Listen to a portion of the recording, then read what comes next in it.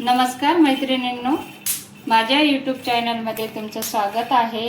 आज मी दाखवणार आहे शेंगदाण्याची आमटी कशी बनवायची ते बघूया। घरात नाही भाजीला काही नसलं तर प्रश्नच पडतो भाजी काय बनवायची। तर हे सर्वांच्या घरात शेंगदाणे असतातच, मग त्याचं आपण काहीतरी बनवायचं। चला तर मग बनवूया रेसिपी।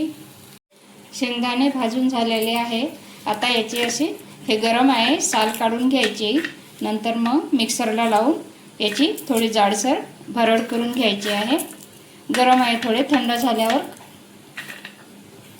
साल काढून झालेली आहे। आता मिक्सरमध्ये बारीक करून घेत आहे।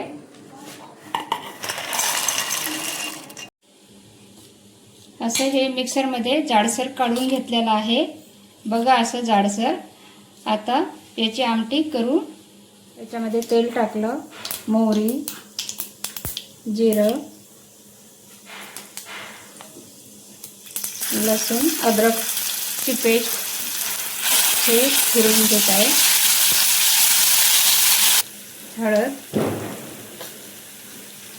लाल तिखट आवडीनुसार, याच्यामध्ये मीठ हे परतून घ्यायचं आहे।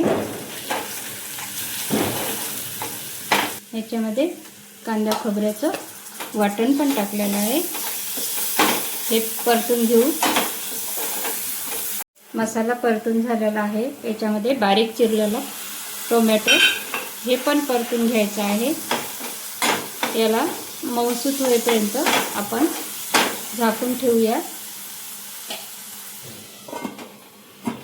शेंगदाण्याची भरड करून घेतलेली आहे।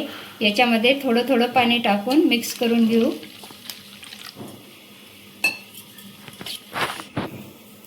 टोमॅटो ते होईपर्यंत हे आपण मिक्स करून घेतलेलं आहे। शेंगदाणे भाजून घेतलेले आहे, म्हणून आपल्याला हे मसाल्यामध्ये काही भाजून घ्यायचं काम नव्हतं। याच्या गुठळ्या होऊ नये म्हणून मग आपण खालती असं पाणी ते याच्यामध्ये टाकून घेतलेलं आहे मिक्स करून। आता मसाला झालेला आहे, बघू आपण। झालेला आहे, टोमॅटो मऊ पडलेला आहे, पूर्ण मसाला झाला।